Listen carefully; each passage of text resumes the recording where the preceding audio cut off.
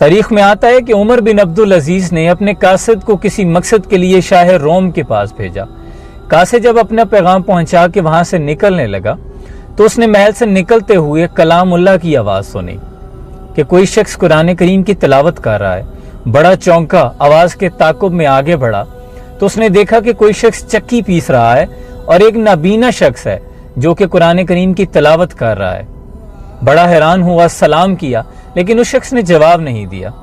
تھوڑا اور قریب ہو کر سلام کیا تو بڑا حیران ہو کر اس نابینا شخص نے پوچھا کہ شاہ روم کے دربار میں سلام؟ تو اس پر قاصد نے کہا کہ شاہ روم کے محل میں قرآن کریم کی تلاوت، پہلے تم یہ بتاؤ کہ تم کون ہو؟ تو اس شخص نے کہا کہ میں مسلمان ہوں اور اس بادشاہ نے مجھ پر ظلم کیا کہ میں اسلام چھوڑ دوں۔ میں نے جب اس کی بات نہیں مانی تو اس نے میری آنکھیں چھین لی، مجھے چکی پیسنے پر لگا دیا۔ معاملہ طے کر دینے کے بعد قاصد جب عمر بن عبدالعزیز کی بارگاہ میں پہنچا تو اس قیدی کا معاملہ آپ کے سامنے پیش کر دیا۔ عمر بن عبدالعزیز نے خاموشی اختیار نہیں کی، آپ نے کاغذ اور قلم لیا اور لکھنا شروع کیا کہ اے شاہ روم، مجھے پتہ چلا ہے کہ تیرے پاس ایک مسلمان قیدی ہے اور تم نے اس پر ظلم روا رکھا ہے۔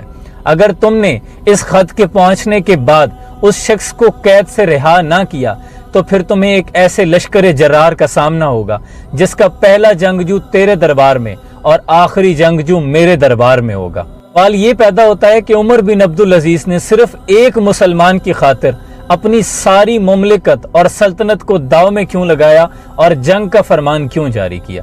کیونکہ آپ جانتے تھے کہ حضور اکرم صلی اللہ علیہ وآلہ وسلم فرما گئے ہیں کہ ساری مسلمان امت ایک جسم کی مانند ہے۔ اگر ایک جسم کے کسی حصے پر درد ہوتی ہے تو پورا جسم اس درد کو محسوس کرتا ہے، لیکن صد افسوس کہ آج ہم 2 ارب مسلمان ہونے کے باوجود اتنے ذلیل و رسوا ہو چکے ہیں کہ شام کی ایک بچی روتے ہوئے، موت پہ آخری ہچکی لیتے ہوئے کہتی ہے کہ میں اپنے رب کو سب کچھ جا کر بتاؤں گی۔